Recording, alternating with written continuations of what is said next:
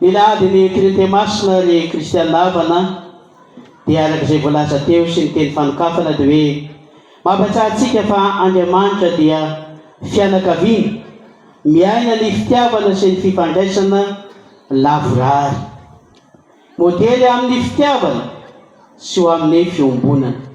Ka izany indrindra no mahatonga ny Eglizy manokana ity andro ity ho andron'ny fifandraisan'ny mpiarabelona, ary lohahevitra nomen'ny Papa ho antsika amin'izao fankalazana izao dia ny hoe mitandro ny feo sy miendrika olombelona.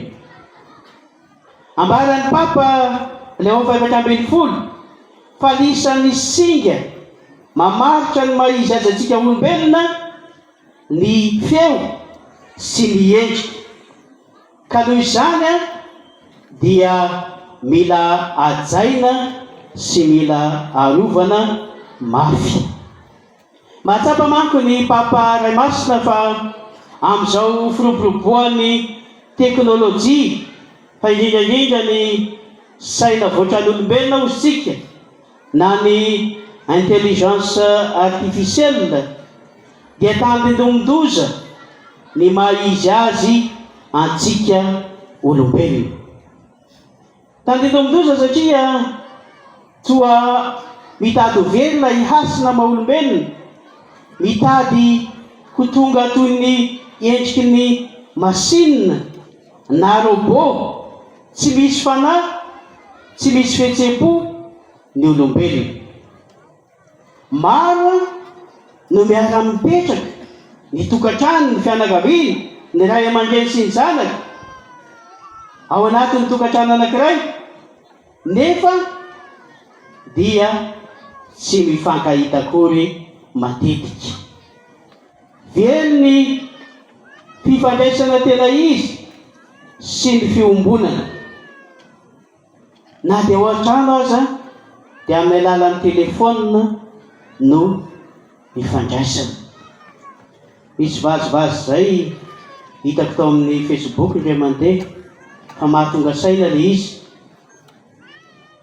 misakafo eo ambony latabatra eo dia samy miondrika daholo, génération miondrika moa izy monseigneur archevêque Antananarivo, génération antsika. Raha matoa etsy miondrika, ny ankizy etsy miondrika, raha misety miondrika. Teo izy le renim-pianakaviana hoe mba teneno raha iny io zanakanao io mba tsy hampiasa telefônina. Dia hoy izy le inona navalile datany, andraso izy fandefasako mapy izy eo ambony latabatra eo zany dia inona ny fampiresahana? Message privé. Very ilay tena feo, very ilay endrika maha-olombelona. Mahafantatra influenceran-jato ozy ny afatry ny Papa ny olona fa tsy afaka miresaka amin'ny rainy na ny reniny, tsy afaka miresaka amin'ny olona olombelona eo akaikiny eo. Dia izay nahatonga ny Papa miteny hoe very tsikelikely ny feo sy ny endrika maha-olombelona. Very tsikelikely ny feo sy ny endrika maha-olombelona. Ary tsy ilay feo amin'ny mahafeo azy fotsiny very, ary izay nanisan'ny mahasarotin'ny Papa, fa very ilay feo an'ny fahamarinana amin'izao vanim-potoana ianantsika izao. Miparitaka hoy izy ny vaovao tsy marina, ny tsao, ny fahalalam-baraka, ny teny ratsy, ny opa, ny feo santroka amin'ny alalan'ny intelligence artificielle, ny sary santroka amin'ny alalan'ny intelligence artificielle.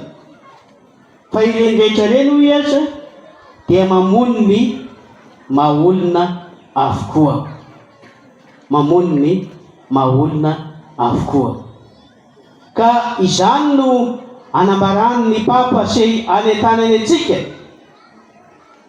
indrindra isika ato anatin'ny Eglizy Katolika, mba ahay-ampiasa ny teknôlôjia sy ireo fitaovan-tserasera mba hitoriana ny vaovao mahafaly sy ny fahamarinana. Ay ampiasa ireo fitaovan-tserasera mba hitoriana ny vaovao mahafaly sy ny fahamarinana. Araka ny tenen'i Jesosy any amin'ny Joany 4:7 hoe ny marina no maha-olon'afaka anareo. Ny marina no maha-olon'afaka anareo.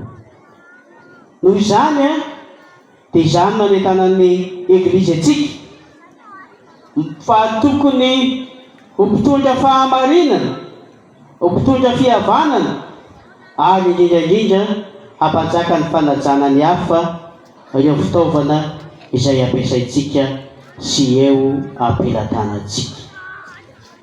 Marina fa hamitana anjara toerana lehibe eo amin'ny fifandraisana ho ny Papa ny saina voatran'olombelona, ary efa mitady isolo tena antsika olombelona mihitsy azy, isolo toerana antsika olombelona mihitsy azy. Fa amafisy ny Papa amin'ny ho afatra amin'ity andro ity ny hoe tokony ho fitaovana manompo ny olombelona ny saina voatran'olombelona fa tsy tompo mibaiko azy. Tadidio zay, tokony ho fitaovana manompo ny olombelona fa tsy tompo mibaiko azy. Ny olombelona hoy ny Papa no tokony ho ivo ny fanapahan-kevitra rehetra, ary izany no tsy maintsy ampiasana paha-endrena sa pahamalinana, ampitandremana ny teknôlôjia sy ny internet ho fiarovana ny fahamarinana sy ny etika, ary indrindra ho fanajana ny maha-olombelona. Dia ao anatin'izany no tsy maintsy hanabeazana ny olombelona rehetra, indrindra ny tanora, mba hay ampiasa araka ny tokony ho izy ny tambajotra sosialy, ary indrindra ny ahaizana hitandro ny fifandraisana maha-olona sy ny fifankatiavana. Manamafy ny Papa amin'izao afatra ho antsika izao fa ny asa fanaovan-gazety sy ny fampitana vaovao dia tsy asa fotsiny fa antso sy iraka, antso ampanjaka ny marina sy hiaro ny madinika, hitondra ny feon'ny madinika.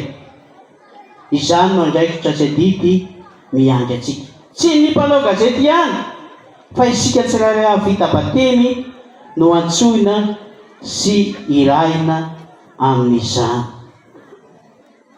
Araka ny fanambarako teo dia hoe raha mijery ny tambajotra tserasera isika dia toa fankalana, fifandrafina, fanalambaraka, teny ratsy, ady la politika, izany no mameno ny ranty hitantsika. Fa ao anatin'izany no anentanana antsika indrindra atao anatin'ny Eglizy mba ho tena mpampihely fihavanana, ho tena mpampihely fahamarinana, ary indrindra ho tena mpampiombona. Re kristianina avana, mazava ny fampianaran'ny fiangonana, tsy ratsy ny teknôlôjia, tsy ratsy ny internet, tsy ratsy ireo fitaovana izay ampiasaintsika ankehitriny, fa mila fo maha-olombelona, mila fahendrena, ary indrindra mila fanahy kristianina rehefa mampiasa azy ireo. Mila fo maha-olombelona, mila fahendrena, ary mila fanahy kristianina. Izany hoe manaja ny toe-tsaina kristianina. Manasa antsika ny Papa Léon 14 amin'izao lahady ny Trinité masina izao mba hivelona amin'ny fifandraisana tena izy toy ny misy ao amin'Andriamanitra Trinité masina. Fifandraisana mitondra fiombonam-polo alina ao anatin'ny fitiavana lavorary. I Jesu Kristy tonga nofo, ilay tenin'Andriamanitra tonga tena livitsika, dia tamin'ny alalany no nitenenan'Andriamanitra tamintsika, tamin'ny alalany no niresahan'Andriamanitra tamintsika. Izany mampiseho fa ny fifandraisana lehibe indrindra dia ny fanatonan'Andriamanitra atsika amin'ny fitiavana. Ko rehefa mifandray amin'ny hafa ihany koa isika dia antsoina hakataraka an'io fomban'Andriamanitra io ao anatin'ny fifandora-tena, fifanajana, fahamarinana ary famelan-keloka. Tsy afaka miala amin'ny fandrosoana ny fiainantsika tsirairay avy, ny fiainan'ny fiangonana ary izay rehetra ataontsika amin'izao fotoana izao dia mifototra amin'izany avokoa. Fa ao anatin'izany no anentanantsika ny hoe andanjalanja sy ampiasa araka ny tokony ho izy izay fanomezam-pahasoavana omen'Andriamanitra antsika. Antson'ny Eglizy ary isika hanorina fifandraisana madio sy marina ao an-tokantrano, eo amin'ny fiarahamonina, eny manerana an'izao tontolo izao. Fifandraisana madio sady marina. Ka ny Trinité Masina no modely antsika amin'izany, ampanjaka ny fiainona, ny fifanajana ary indrindra ny fiombonana. Koa engaliary isika mianakavy mba handray ireo fanomezam-pahasoavana omen'Andriamanitra antsika ary indrindra ampiasa izany ho fanasoavana ny be sy ny maro. Engale ny fitaovan-tserasera sy ny teknôlôjia ho fitaovana ampelezana ny tsara sy ny marina ary ny soatoavana maha-kristianina mitandro ny zo sy ny asina maha-olombelona. Ary engale ny Trinité Masina izay modely ho antsika amin'izany fitiavana sy fifandraisana lavorary zany mba hanampy antsika hiatrika an'izao vanim-potoana iainantsika izao, fa indrindra hitandro sy amin'ny maha-olombelona antsika ary hanome hasina sy lanja izay maha-olombelona antsika izay.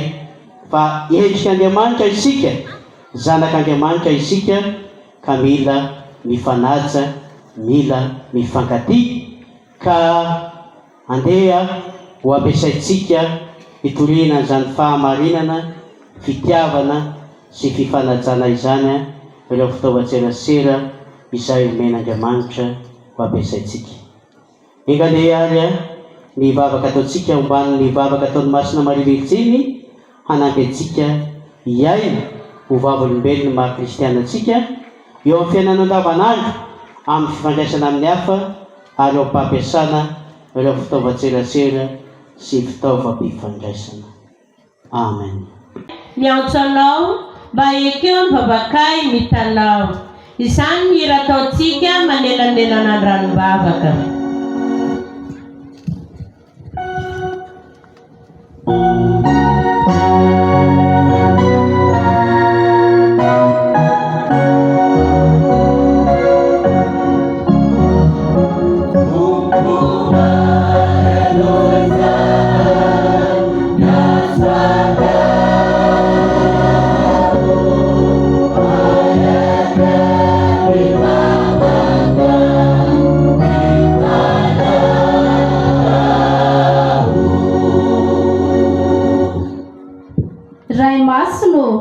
Mitalao aminao izahay ho an'ny Papa Ray Masina Léon fa 14 sy l'évêque Monseigneur Marcelin Randriamamonjy ary ny pretra rehetra ato amin'ity diocèse malalana ity, mba ho tena solo-tenan'i Jesosy Kristy tokoa izy, ahapalala azy amin'ny teniny sy ny fitondran'ny Eglizy ary ny fitantanany sakramento. Ray Masina izany ny vavakay mitalao aminao. Alleluia.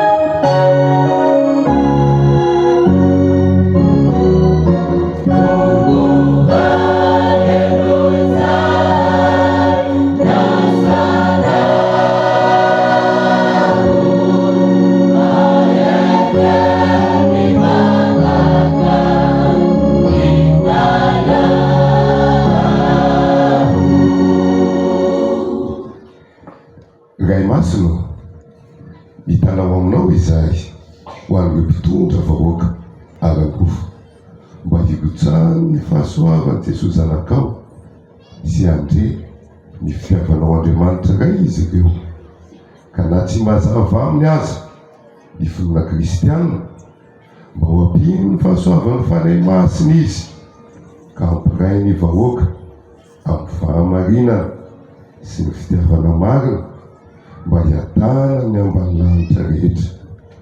Ray masinao, izany ny vavakay mitanao aminao.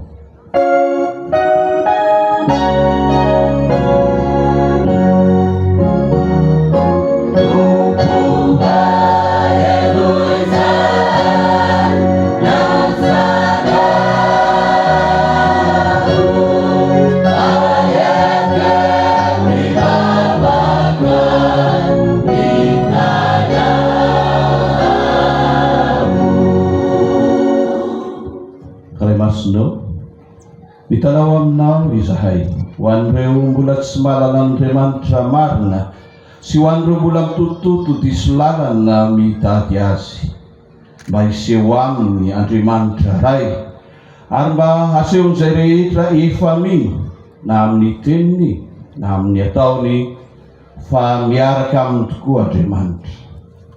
Ray masinao, izany no vavakay mitanao aminao.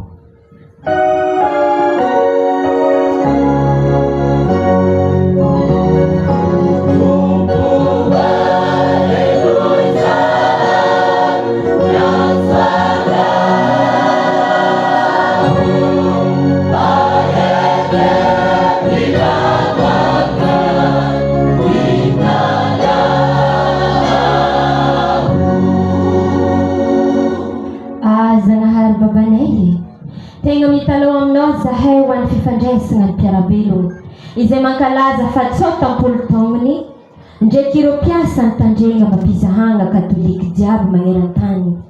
Karaha zegny zahay eto Madagasikara.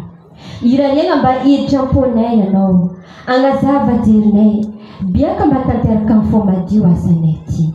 Tegna ho ataonay ampitiavana ndraiky fagnitry ny tegna. Zanahario, zegny vavakanay mitanao aminao.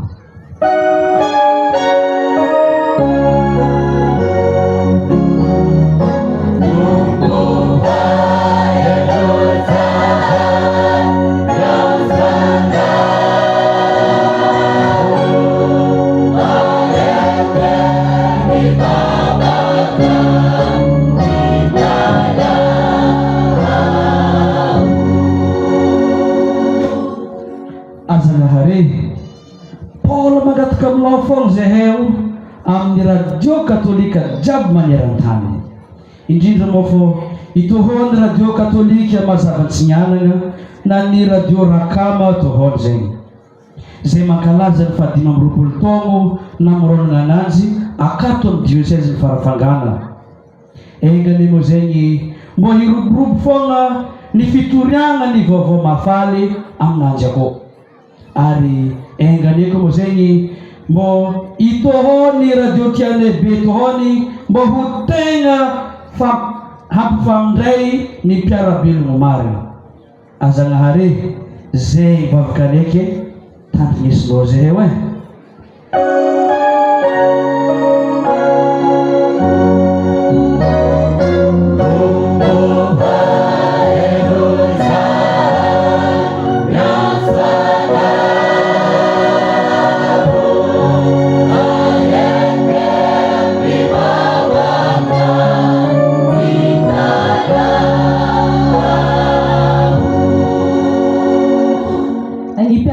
Daholo da tokony taratry fianakavian'Andriamanitra koa mangataka aminao hoe Baba Ray Masina mba hanjaka mpianakavy ambony tany eto ny fifankatiavana sy ny firaisam-po. Ray Masina, izany ny vavakay mitanao aminao.